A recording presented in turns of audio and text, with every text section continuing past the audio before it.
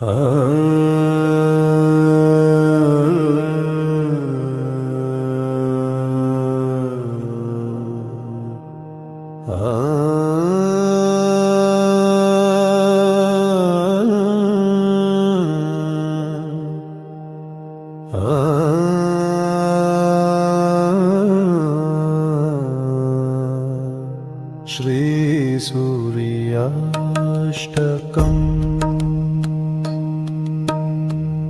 जगन्नाथमेकं जगत्प्राणरूपं जगत्कारणं सर्वदा रक्षकं च जगत्स्वामिनं व्यापकम् एकमात्रं स्वयं ज्योतिरूपं च सूर्यं नमामि। जगन्नायकं विश्ववन्द्यं वरेण्यं जगत्स्वामिनं सूर्यमूर्तिं सुपूज्यं जगच्चक्षुरूपं प्रकाशं ह्यनन्तं स्वयं ज्योतिरूपं च सूर्यं नमामि।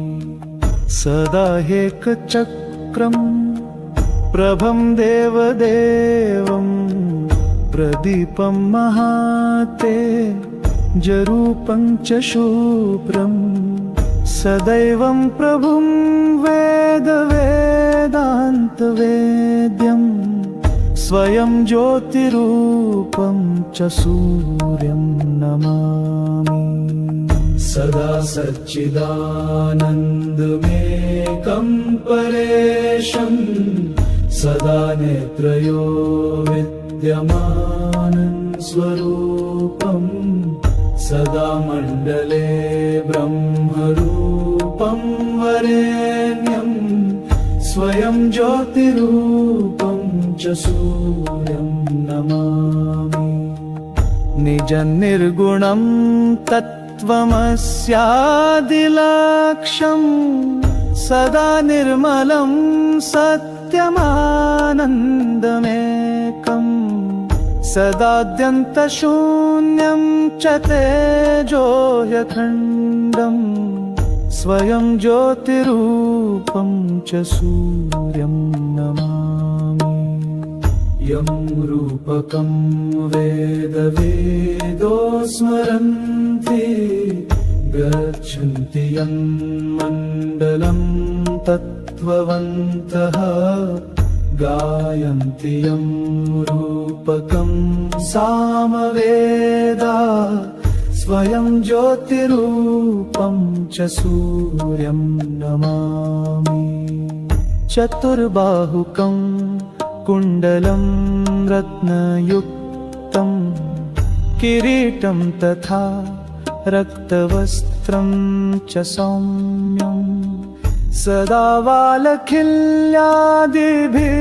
स्तुत्यरूपं स्वयं ज्योतिरूपं च सूर्यं नमामि।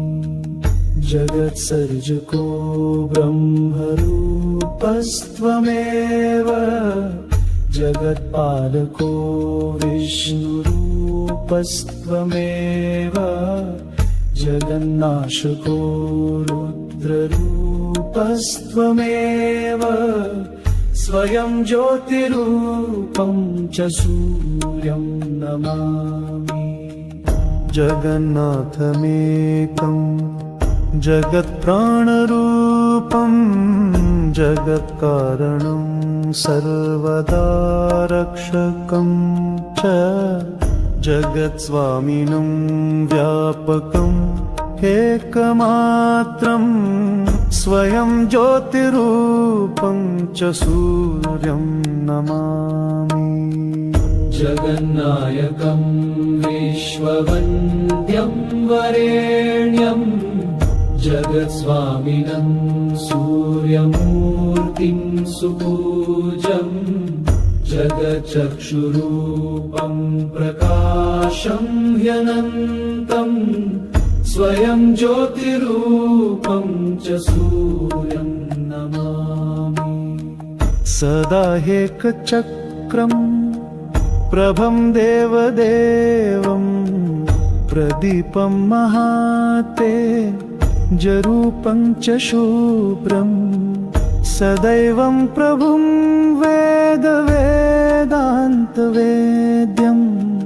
स्वयं ज्योतिरूपं च सूर्यं नमामि सदा सच्चिदानन्दमेकं परेशं सदा नेत्रयो विद्यमानं स्वरूपं सदा मण्डले ब्रह्मरूपं वरेण्यं स्वयं ज्योतिरूपं च सूर्यं नमामि निजन्निर्गुणं त्वमस्यादिलक्ष्यं सदा निर्मलं सत्यमानन्दमेकं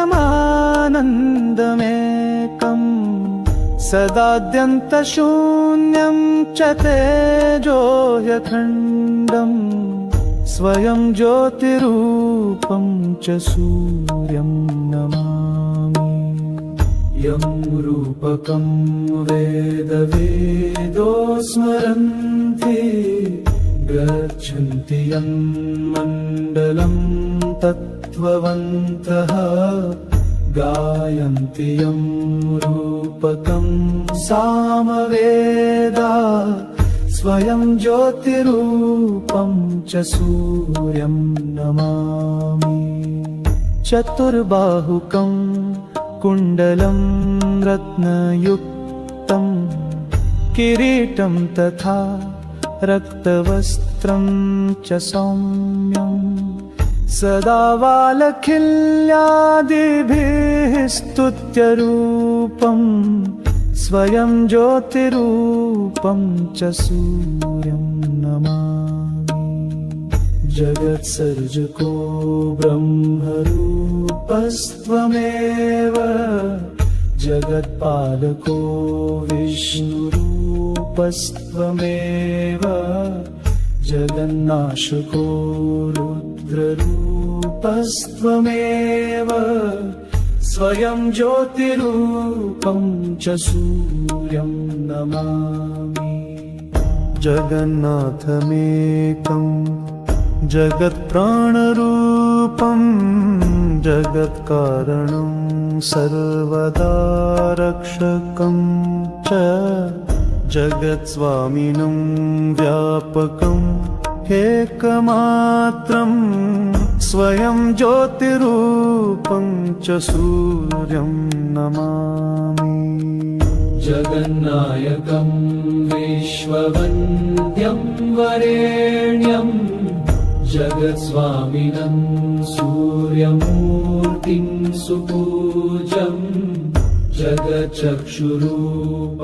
प्रकाशं ह्यनन्तं स्वयं ज्योतिरूपं च सूर्यं नमामि सदा एकचक्रम् प्रभं देवदेवं प्रदीपं महातेजरूपं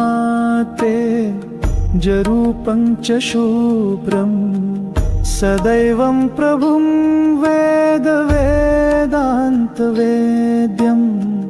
स्वयं ज्योतिरूपं च सूर्यं नमामि सदा सच्चिदानन्दमेकं परेशं सदा नेत्रयो विद्यमानं स्वरूपं सदा मण्डले ब्रह्मरूपं वरेण्यं स्वयं ज्योतिरूपं च सूर्यं नमामि निजन्निर्गुणं त्वमस्यादिलक्ष्यं सदा निर्मलं सत्यमानन्दमेकं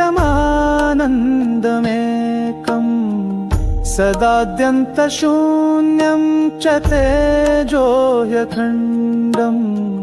स्वयं ज्योतिरूपं च सूर्यं नमामि यं रूपकं वेदवेदो स्मरन्ति गच्छन्ति यन्मण्डलं तत्त्ववन्तः गायन्ति यं रूपकं सामवेदा स्वयं ज्योतिरूपं च सूर्यं नमामि चतुर्बाहुकं कुण्डलं रत्नयुक्तं किरीटं तथा रक्तवस्त्रं च सौम्यं सदा वालखिल्यादिभिः